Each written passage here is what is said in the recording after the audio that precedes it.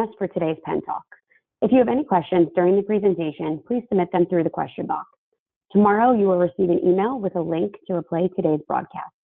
Let's get started. Hosting today is Dave Maugers, Director of Plan and Fiduciary Operations at Pentegra. Dave, we're so excited to have you with us today, so I will now hand things over to you.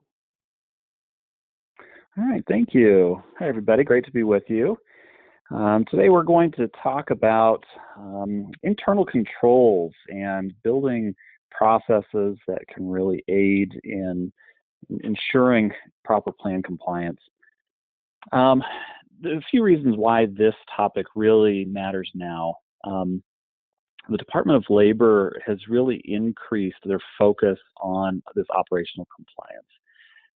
When they are looking at a plan, when they're doing their audits, they're really digging in and looking for internal controls and documented processes. In fact, the self-correction program has been expanded from the IRS, which is awesome. It creates all kinds of additional opportunities for self-correction, but those options are only available if there are existing processes. So if there's no processes, then plans are forced to go through the VCP program, which is a lot more costly and difficult to complete. So having those processes in place up front can really help a client correct any kind of issues. Really what the IRS deal are looking at are processes. They're not looking at intent. Even the best intentions are not enough. What they want to see is that there are written, documented procedures and processes, and really the fiduciary liability can be reduced if there are those documented processes. Advisors and record keepers really can't do their jobs well and really rely on strong plan administration. If an employer really isn't doing a good job and the data is poor is coming out of them, that really hampers what advisors and record keepers can do. There's the old saying of garbage in, garbage out. And if there is not accurate data coming from the plan sponsor, then it really makes it difficult for advisors and record keepers to do their jobs well. And really, when there are poor participant experiences, a lot of times that all comes back to administrative breakdowns. Now, the finger might get pointed at all kinds of different people, but usually the issue was that there was a process that wasn't being followed or a broken process inside of the organization. So today we're going to talk about these four items. So we'll talk a little bit about some of the hidden compliance risks beyond just kind of the common errors that we often talk about. We'll talk about building systems designed to prevent mistakes and then catch them quickly if they do happen. We'll talk a little bit about technology and the importance of oversight. And then finally, we'll run through a kind of a compliance checklist and talk about how we can protect the participant experience through good plan administration. So first, so what a lot of regulators and others expect fiduciaries to catch are late deposits, missed or incorrect notices, or eligibility and contribution failures. Those are kind of common errors, but really each of those is often a symptom of a deeper failure. What really creates the liability in the plan are weak processes, poor monitoring of those processes, and then undefined ownership. So you've got different parties that are all involved in making sure the plan is working, but sometimes there are some gaps between what everybody's doing and what everybody thinks the other parties are doing. All right, so some of the hidden compliance risks that especially advisors may not see that we do see as fiduciaries. The first one is really the plan document provisions not being operationalized. The plan document is the legal document for the plan.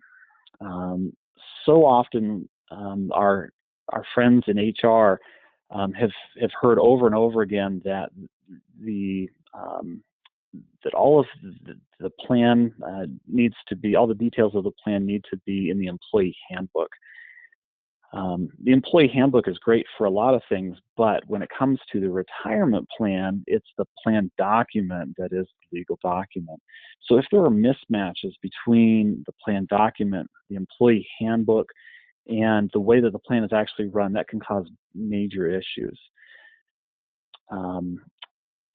The next one are payroll and census data mismatches. When clients run their annual census file so that the TPA can do the compliance testing, there are a lot of times we will find mismatches between what has been reported in payroll and some of the census data. And so making sure that that everything has been communicated to the record keeper accurately, and that payroll files match what has been communicated to the record keeper is a big issue. Assumed responsibilities between partners. What we see often is that an assumption that, hey, it's the record keeper that takes care of that, or, oh, our TPA, I'm sure, is supposed to do that for us. Making sure that everybody's on the same page and everybody knows what everyone else is doing, and there are no gaps between those is critical. Plans change, and the needs of the employer with the retirement plan change. But when those changes happen, it's important that everyone is notified and all the different partners are on the same page. A lot of times, a plan sponsor will remember to tell maybe an advisor, but not tell the TPA or not tell the record keeper, or maybe they don't, they pass a board resolution and tell their employees, but they don't get that documented into the plan document.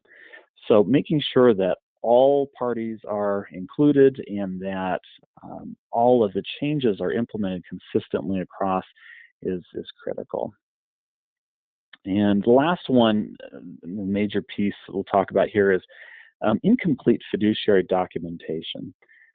A lot of future heartache can be solved with a little bit of work today in documenting decisions.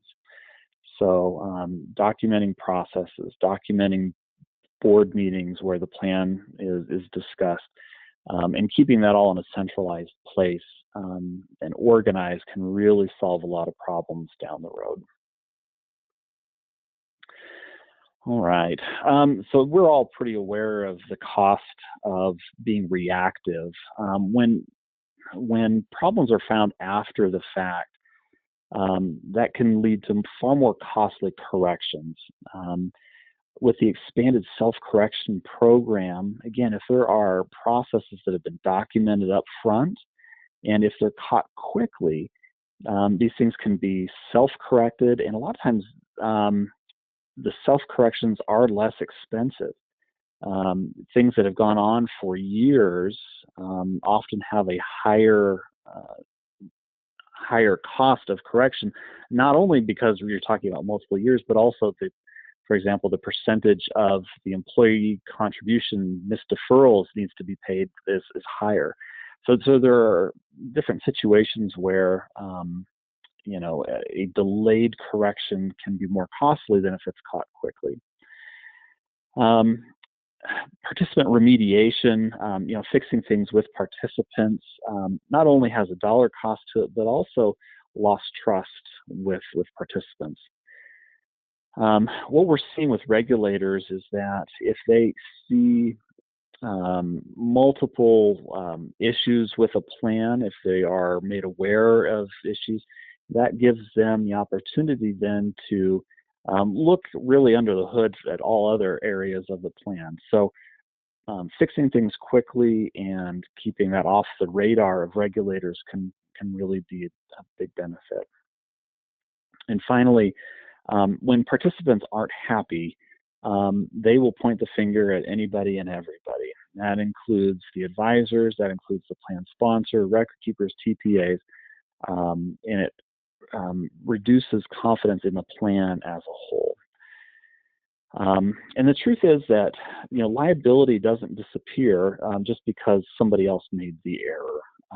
You can point the finger at the TPA or at the record keeper or at the plan sponsor advisor. It doesn't matter. Ultimately, liability rests with the plan sponsor unless they have engaged a 316 where they share or offload some of that fiduciary liability. All right, so some of the framework in designing a good process. First is a good question is who is responsible, not only under ERISA, but who's responsible to get all the different things done, making sure that it's clear and that everybody knows what it is they're supposed to be doing under the plan. And then understanding the fiduciary responsibility as well. As a fiduciary, who is responsible ultimately, even if that function has been outsourced to someone else, who's ultimately responsible. The second piece is what will trigger an action or a process. So, for example, a new hire, what are all the different steps that need to happen when a new employee is hired, and making sure those are all documented and that each of those steps is completed each time. And then the third is, how is accuracy verified? And we'll get into this a little bit more, but creating good checks and balances to make sure the plan is operating correctly. Some of the best practices that we see are processes that really minimize manual intervention. So trying to automate and create consistent processes where there are very few exceptions that require manual interaction. Another best practice is to centralize documentation around the retirement plan. Does everyone in the plan sponsor, do they all know where to get the information related to the plan, where they can find information about the 5500 and the notices that have gone out, where they know and have documented the board minutes and plan reviews, and can they find the investment policy statement? Are all of these things in one central location where anybody who needs it and has the right access can get to those things? And then also scheduling periodic process testing. So internal controls and internal audits. If a plan is subject to an annual audit, not just relying on those external auditors to catch everything, but are there opportunities and scheduled times when the plan sponsor will do some spot checking, whether we'll do some checks throughout the year?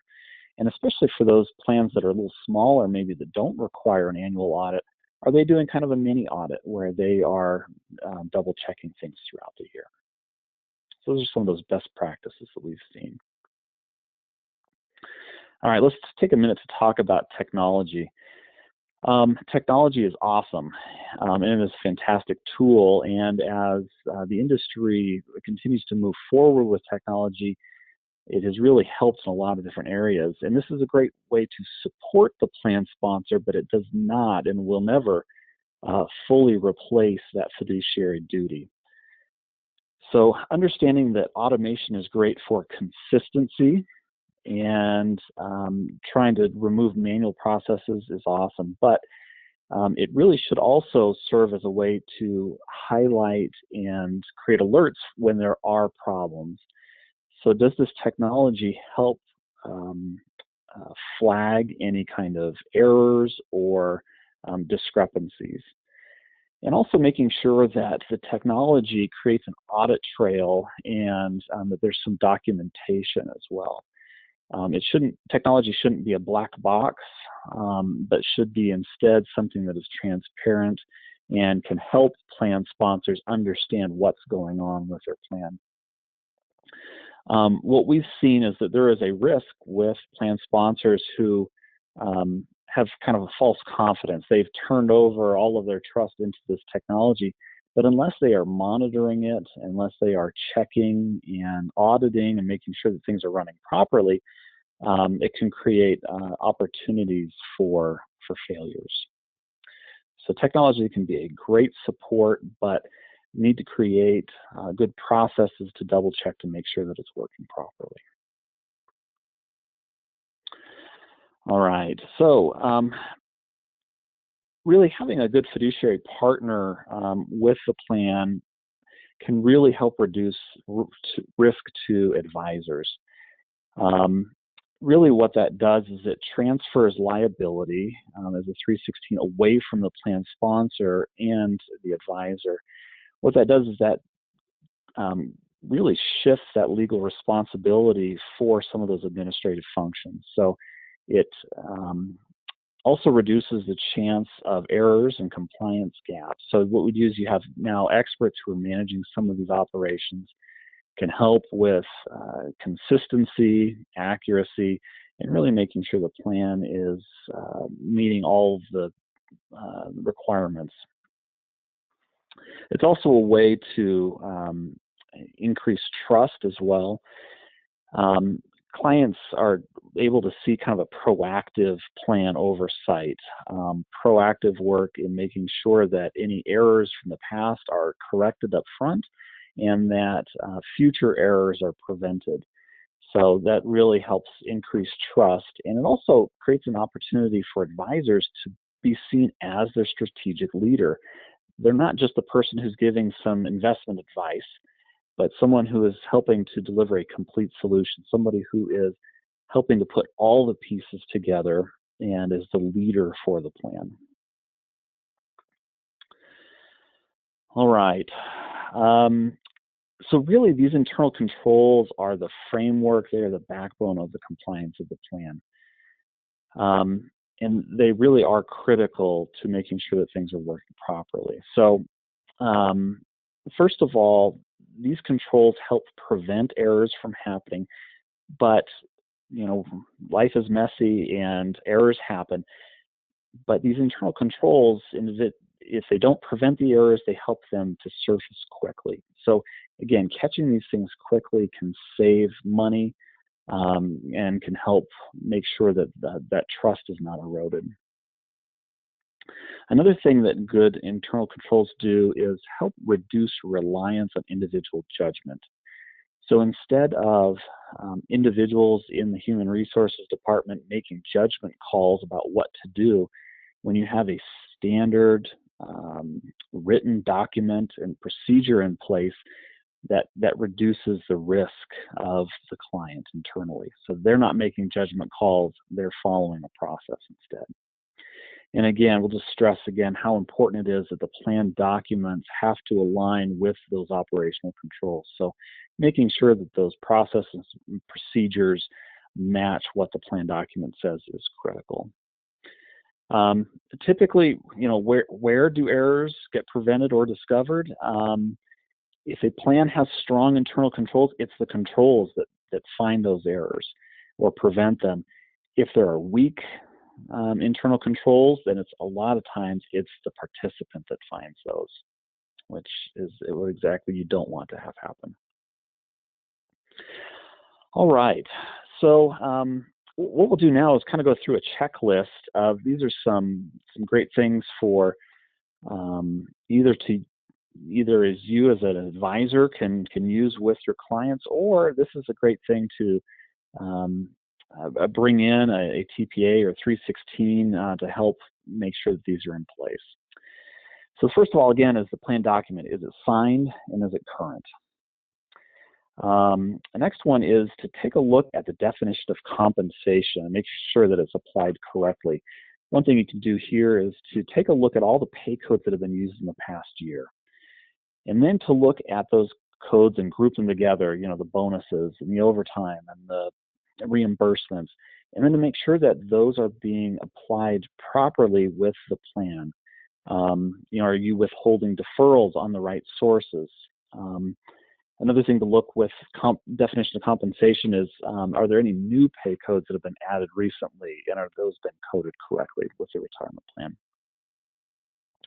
Another area is eligibility and entry dates, making sure those are being followed consistently. The next one is applies mostly to 403B plans, but universal availability.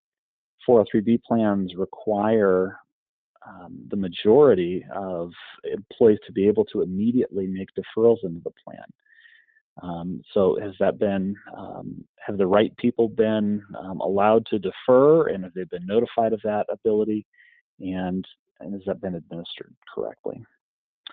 And then the final two, year of service calculated correctly and year of service with vesting, if your plan has vesting, but you know, that can be complicated. So have those been done correctly? Have those years of service been communicated to the record keeper so that they can do their job right?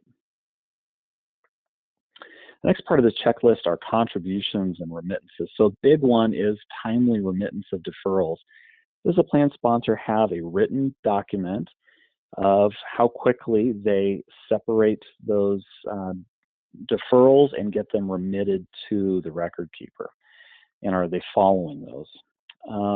Best practice is to have a reconciliation every pay cycle where they're looking at payroll and the remittance to the record keeper. Do those match up every time? One thing with this is to look out for any off-cycle payrolls. So that's usually where we see that there are issues, or when there's a kind of an off-cycle payroll to correction or something that's out of the ordinary, and making sure that even those are reconciled and have been handled correctly. It's really important to have a process around terminated employees and any kind of data changes. So, you know, rehires or changes in names or those sorts of things. Those are sent to vendors promptly. So is there a written procedure that employers have to make sure that that's done in a timely manner? With plan limits, making sure that those are in place either with a payroll provider or with the plan sponsor and or TPA, and making sure those are monitored throughout the year. Those are especially tricky if you have any plans that are that don't follow a calendar year, to make sure that those are followed. And then finally, if there are issues with late deposits or other corrections that need to be made, making sure those are done timely and with lost earnings calculated. All right, kind of general administrative items for our checklist. Making sure that there is a salary reduction agreement on file.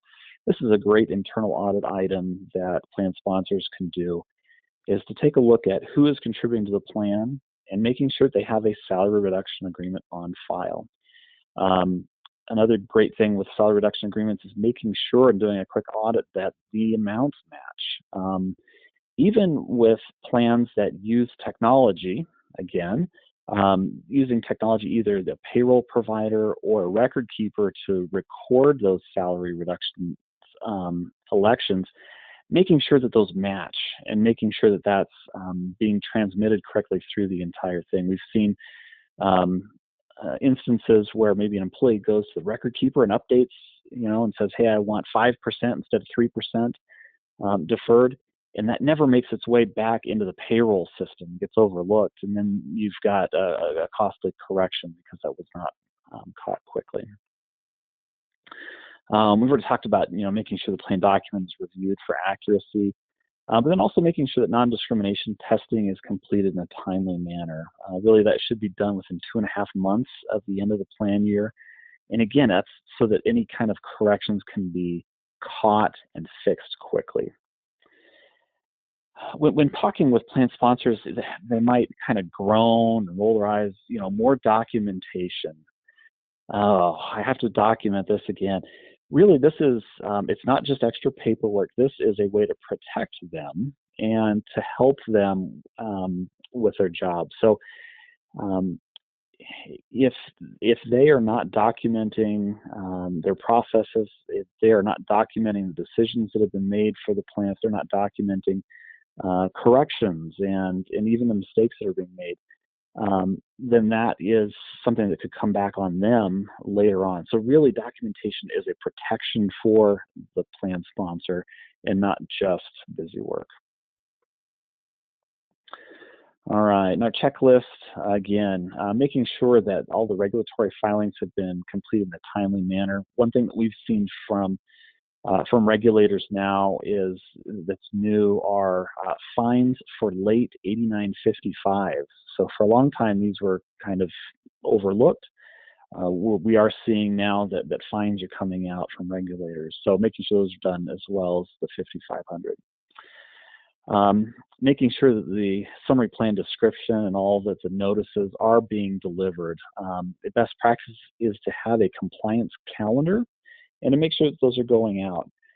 If some of those have been offloaded to a TPA or a record keeper, just double checking to make sure that those are going out when they are supposed to go out. So again, best practice, having a calendar and making sure that those are going out. All right, so let's kind of wrap up. Really, from an administrative lens, the participant experience really is enhanced when there are strong internal controls. A lot of times, if there are weak internal controls, then errors will surface when participants are complaining that things are wrong, that they don't look right, that they're having trouble with things. So really improving those internal controls will result in a seamless experience for participants. And really good compliance should be invisible to participants. It should just work. So from a participant point of view, I mean, they should see notices that come regularly. They should be clear. Transactions should be accurate and should be timely. There really should be very few corrections that make it all the way to participants and them seeing that. So, and then really communications are coordinated among the different partners on the retirement plan. So next steps for you are really to take a look at any kind of administrative handoffs between the plan sponsor and the TPA, between the record keeper. Are there gaps? Identify and make sure that any assumptions are documented, and make sure that that these plans do have good documentation for their processes. And finally, look for opportunities to partner with fiduciaries who help own the outcomes and can assist with some of these internal controls.